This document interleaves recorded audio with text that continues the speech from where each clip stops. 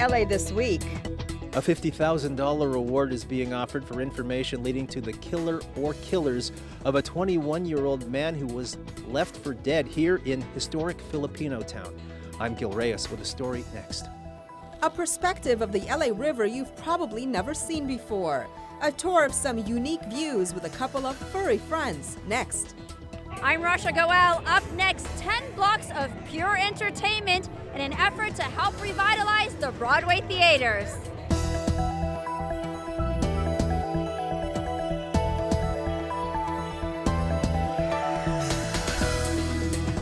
Hello and welcome to LA This Week. Thanks for joining us. I'm Yana Kay. Well, the city is offering a $50,000 reward for information leading to the killer of a Glendale man who was viciously stabbed to death. As Gil Reyes reports, the victim had attended a party in Koreatown but never came home. The mother of Juan Carlos Luna says her loving son didn't deserve to die so violently. Always, Mom, where are you? Always when I came late from work, Mom, are you okay? Are you on the way? Very respect to anybody.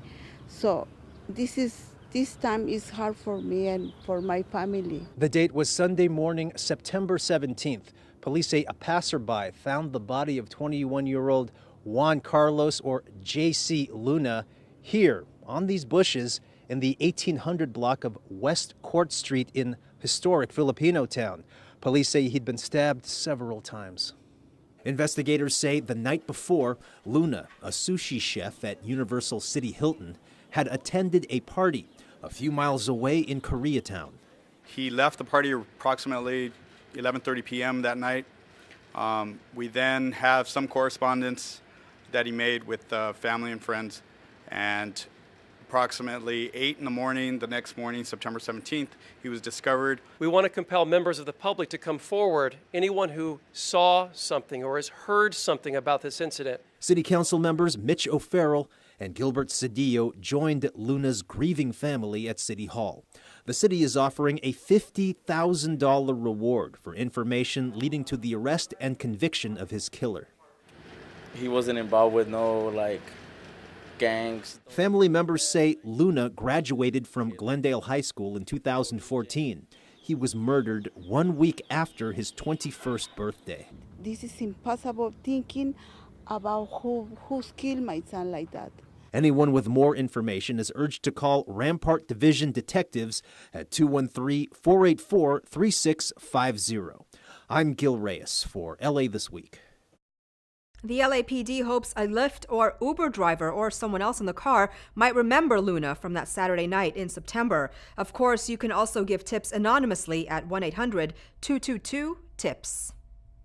Well, on the heels of this senseless stabbing, Mayor Eric Garcetti and LAPD Police Chief Charlie Beck have released their yearly crime stats for LA. And the good news is both good and bad. Anna Marcos has the details. Some mixed results for police and city leaders as they announced their 2017 crime numbers. For the fourth year in a row, violent crime is up. Property crimes also up for the third year.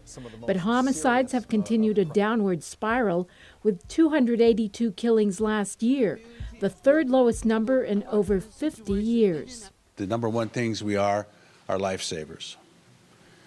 Shootings and homicides have to be our number one priority. Other numbers going down: gang crime, rapes, and the number of victims shot. Those shootings that were down means less lives lost, families spared from heartbreak, Angelinos who are still with us today. Victims shot, one of our lowest years for victims shot, 10% below last year. And obviously victims shot are a precursor to homicide. They're also part of what terrorizes some of our neighborhoods. City leaders say many of their anti-crime strategies are paying off. They're hiring civilians for admin jobs to put more officers on the street. They boosted the number of patrol hours by close to 500,000, taken thousands of guns off the street through buyback programs, and created more community partnerships so citizens work with police to prevent crime. You'll see more policies and more strategies directed at smart policing. So things that are community focused and data driven, because we know we have success when we can engage the community and use the data in a smart way. You'll see expanded citizen volunteer patrols. City leaders say the increase in homelessness may be driving some crime numbers up, but they plan to keep pushing for a safer LA in every crime category. I'm Anna Marcos for LA This Week. The crime stats came out on the same day an LAPD officer filed a lawsuit against the LAPD for allegedly doctoring the crime numbers, but LAPD Chief Charlie Beck is denying those allegations. Will LA's homeless numbers rise or fall this year? As we await the official tally, Gil Reyes has more on the recent homeless count and why local leaders are hopeful with new money coming in.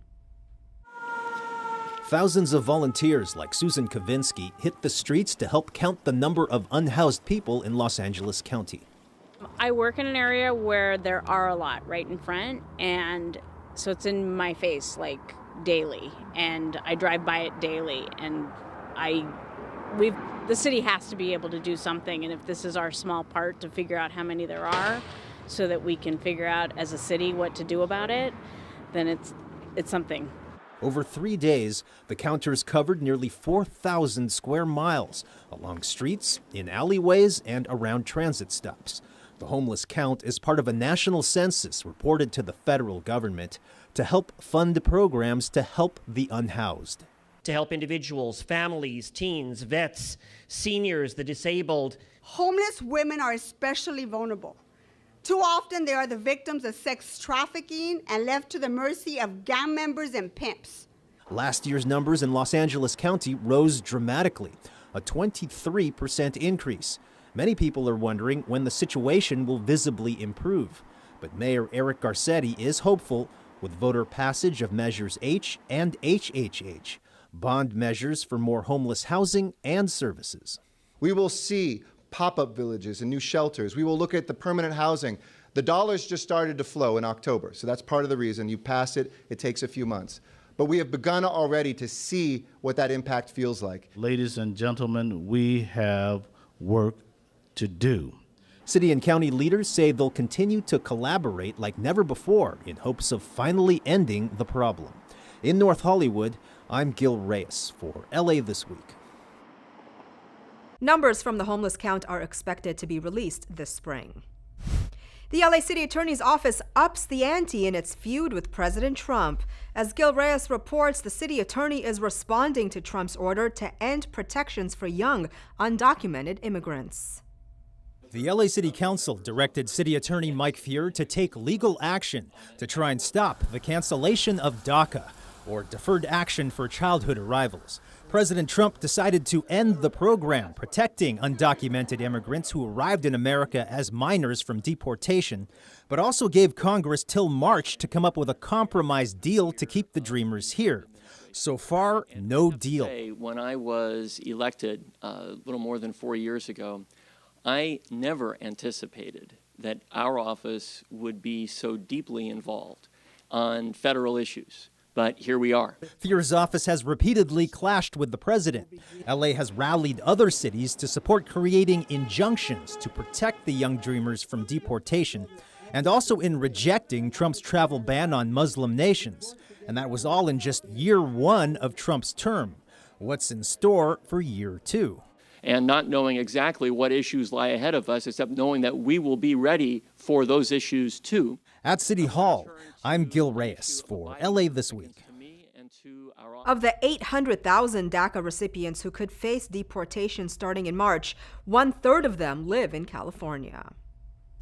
Well, even when it comes to a scrimmage test, these students are on their A game. Rasha Goel has more on how local students are prepping for one of the most prestigious regional science competition held in the city. 250 top science students from 29 high schools practiced answering challenging college-level math, science, and technology questions in preparation for the regional competition at the annual LADWP Science Bowl, held at the LADWP John Ferraro headquarters building. That is correct. 10 points for Team A. Students were from public, charter, and private schools from the LA Unified School District. It's a silver anniversary year, Science Bowl 26, when we started in 1993, so we're getting very good participation from all parts of the city and the school district area. Just studying in general, learning more is always a benefit, and getting to know the people on the team is great, and competing, the competitive aspect is amazing. For schools such as North Hollywood High School, the competition must be fierce. The team has set a record in winning 18 times out of the 20 they have participated. The tradition counts, I guess, when you're joining a team that's won 18 of 20 regionals, you take it seriously and you don't want to be the team that loses. We're all passionate about science, and we try to share it among all the people who are in Science Bowl. And when we practice really hard. We try to write difficult questions for each other and challenge each other. I love it personally. It's a great way to sort of see how well you understand the material. And these students are definitely focused on winning. In fact, LADWP regional championship teams have won 4 national titles and placed among the top 5 teams 11 times. Plus, not a bad thing to mention on a college application. Students that put participation of Science Bowl into their college applications, the colleges are looking at that as a positive criteria for selection. I'm Rasha Goel for LA This Week. More than 200,000 students have participated in this program since it began in 1991. Well, even cyclists familiar with the LA River may not have known of the secret views located just off the beaten path. Gil Reyes goes on an exclusive river walking tour for a different experience from LA's east side.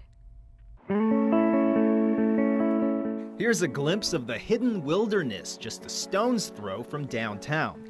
This is the somewhat obscure northeast side of the LA River, the Glassell Park side.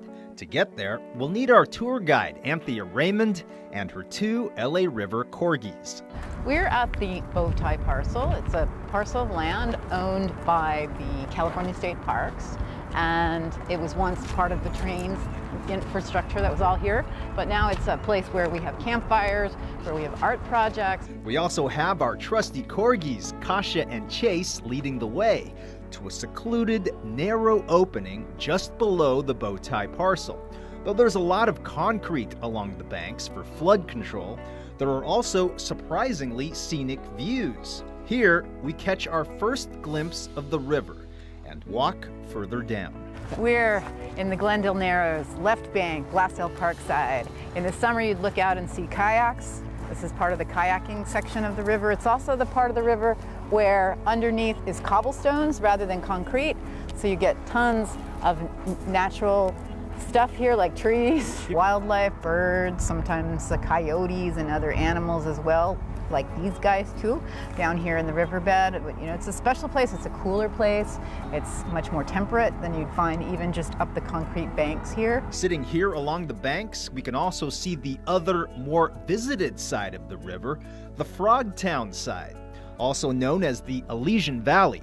Its popular bike path lures most of the river's visitors. We're of course looking across the river at the bike path right now, but the bike path has been a great way to introduce people to the LA River. People kind of come through here and get their first taste of the river and what it's like sometimes. And you mentioned the Spoke Bicycle Cafe that's now able to be supported by all the traffic along the bike path. People biking in and enjoying some of the parks as well. From our side, we can also see the train pass by and how it contrasts with the views of the 2 freeway, the river, and all the vegetation surrounding it. You can also imagine the possibilities as the city plans to remove much of the concrete to provide more recreational activities along 11 miles. It's just a fabulous mixture that makes this section of river in particular just so dynamic and unique. And we are in the city of Los Angeles, even though sometimes you lose yourself in the nature and think you may be somewhere else. Well, you can't help but be reminded occasionally here, and it's fun to sort of meditate on that balance, you know, nature and not so nature. So that's the short version of Anthea's 2-hour walking tour. All that's left is to thank her and thank the LA River Corgis with some treats. and maybe take a photo while I'm here. As picturesque as these images may be, you can't really appreciate this place until you're actually here. The sights, the sounds, the smells, the total atmosphere of this place, the LA River. Reporting from the less explored Glassell Parkside, I'm Gil Reyes for LA This Week. All proceeds from the walking tour benefit the nonprofit LA River Expeditions. More info can be found on Twitter. A legend in the Chicano arts movement is remembered for his softer side. Gil Reyes shows us a new exhibit in La Plaza in downtown. Mixing his East Los Angeles barrio roots with pop culture, celebrated artist Gilberto Luhan has made a lot of people smile. He always infused his work with humor. Flying UFO, pan-Chicanos, and new fashion statements that he's created based on these forms. So this is all his way of projecting what a future might look like.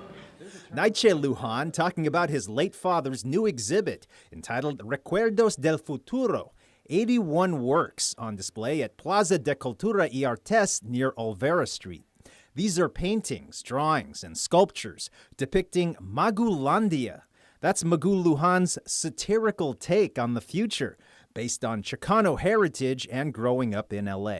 He comes from the barrio and uses what he calls the rascuacha sensibility. Rascuacha meaning using whatever is on hand. So you'll see his sculptures made out of sticks, out of cardboard. Using items found in his home and in his backyard to create the art. Luhan was also founder of the group Los Four, the pioneering artist collective that helped bring Chicano art to the mainstream in the 70s and 80s. He passed away in 2011, but his son says he would have been thrilled that future generations are appreciating his work. Oh, he would have been over the moon. I mean, they really did an amazing job. La Plaza has been a great partner. And these artworks are on display at La Plaza de Cultura y Artes through June 25th. In downtown Los Angeles, I'm Gil Reyes for LA This Week. There's also a mini theater featuring a short film on Luhan. The theater seats are from a lowrider car. Luhan loved lowriders. Well, 10 years ago, Councilman Jose Huizar launched an initiative aimed at revitalizing the historic Broadway corridor. And today, as Angelinos come out to enjoy this one night, it's a vision that he says has been successful in bringing back people and investment to the area. Rasha Goel has more. 10 blocks of live entertainment, art, food, and much more. A Night on Broadway, free to all, is a one-night event where Broadway is blocked off from First Street to Olympic and open to the public to experience a night of the arts.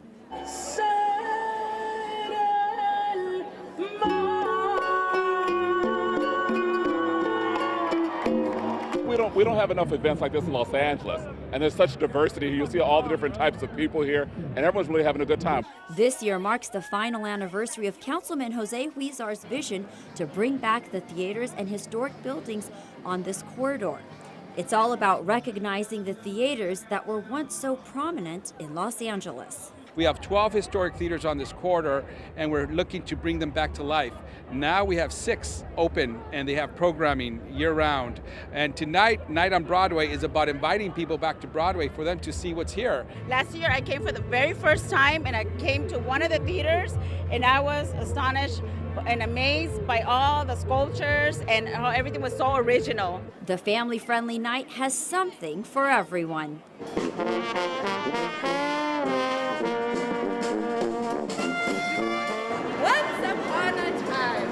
I was eating some spaghetti. There are so many amazing things to experience here, but one of my absolute favorites was the earth harp invented by William Close. Now, this is the largest stringed instrument in the world with illuminated strings that stand 200 feet high. The strings are going from the chamber and bridge here up to the top of the building, and it's actually turning the building into the instrument. I discovered that you can make sound this way by running your hands along the strings, and it kind of made my imagination go wild. It's what people love, is to be outside walking around, seeing each other. From the silent disco, where people danced to beats heard only through special headphones, to live shows, it was truly a night that brought people and the arts together. In downtown Los Angeles, I'm Rasha Goel for LA This Week. Officials estimate nearly 250,000 people came out for the fun. While officials make an arrest in connection with recent church fires, Angelenos come out to learn how President Trump's new tax plan will impact them, and major improvements are coming to Watts. All these stories in Citybeat. Los Angeles Fire Department Chief Ralph Terrazas, Mayor Eric Garcetti, LAPD Chief Charlie Beck, and other officials held a press conference to announce the arrest of Christian Michael Garcia, who authorities say has been linked to fires at various places of worship, including Resurrection Church in Boyle Heights, the scene of the press conference. Garcia is facing 20 felony charges, including vandalism, arson, hate crimes, and burglary. Bail was set at $750,000, and if convicted as charged, Garcia faces a maximum sentence of more than 23 years in prison. Garcia was arrested by the Interagency House of Worship Task Force for crimes prosecutors said took place over the last 2 years, involving 4 churches in Pasadena and Los Angeles. The most recent crimes for which Garcia is suspected are the fire and vandalism at Resurrection Church and Church of Angels in Pasadena. House Minority Leader Nancy Pelosi and Los Angeles Mayor Eric Garcetti took part in a roundtable discussion on President Trump's new tax plan's effects on working California families. The event is part of a national tour by an activist group opposing the tax plan. The Tax Policy Center found that 86 million middle-income families across America will pay more in taxes, while the richest 0.1% will get a nearly $150,000 tax break with the Trump tax. Millions will see a 10% increase in health insurance premiums, and seniors will pay more from forced cuts to Medicare. It is going to affect all of us, and we need to work very hard with as much concord as we can gather, much agreement to turn it back. Together, we can take control of not just our city council to ensure that we have leadership that is prepared to take us into brighter futures, but that we could also be greater engaged in what's taking place locally and in Washington, D.C. Mayor Garcetti also announced that Los Angeles has been awarded $35 million in state cap-and-trade funding for affordable housing and environmental initiatives in Watts. The mayor said Watts has a special place in LA history, and this grant is a big step toward improving the quality of life, renewing focus on public health, and providing better access to affordable housing. LA's grant will help fund redevelopment of the Jordan Downs Public Housing Project, which includes rebuilding distressed units, creating new recreational centers and programs, opening 9 acres of green space and about 165,000 square feet for retail. It will also fund several urban greening projects across Watts, including an electric vehicle car sharing and shuttle program for local residents. It was a block party that stretched for several blocks. Anna Marcos brings us more on the Los Angeles Community Festival and how it's helping to rebuild a neighborhood that struggles with lack of jobs and housing.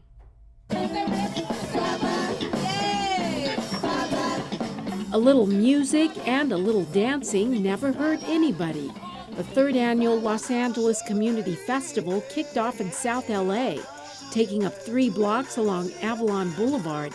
A sort of community service, health fair, and entertainment fest, all rolled into one. It's really good to see a community presence. I think, being involved in the community is very important. I've met a ton of new neighbors. It's definitely been a great experience. The Peace Chapel, a local church, teamed up with the nonprofit group Rebuild LA and with City Council member Curran Price's office to put on the event, bringing much-needed services to a community with few economic opportunities. The Peace Chapel is not an ordinary church. We're not a regular religious institution. We're really making things happen in this community. We're providing housing and supportive services. We're also providing jobs. We use entertainment or whatever way we have to use to bring the community out so that they can meet the people that are making decisions in their community. A place where people want to live, want to work, want to play, and want to pray. That's the community we want to live in, isn't it? Yeah. Wait a minute, that's barbecue smoke. And yes, barbecue there was, along with a bounce house for the kids and lots of other fun stuff. By the end of the day, you not only had fun, but maybe got a dental checkup, made a few friends, and got a referral for a job or housing. Now that's some festival. I'm Anna Marcos for LA This Week. Organizers also mark the soft launch of their new community and worksource center nearby. Well, it's the Year of the Dog, and you're invited to the celebration. Enjoy a walk on a new path at the Silver Lake Reservoir and voice your opinion on improvements at Elysian Park. All this in this week's Things to Do. Join the Port of Los Angeles for the 4th annual Lunar New Year Festival on the LA waterfront, held indoors at Crafted at the Port of LA. 2018 is the Year of the Dog. This free community event features a petting zoo, traditional dancers, taiko drummers, lion dancers, face painting, arts and crafts, calligraphy and brush artistry, and a surprise grand finale. It all takes place Saturday, February 10th from 3 to 7 p.m. at Crafted at the Port of LA.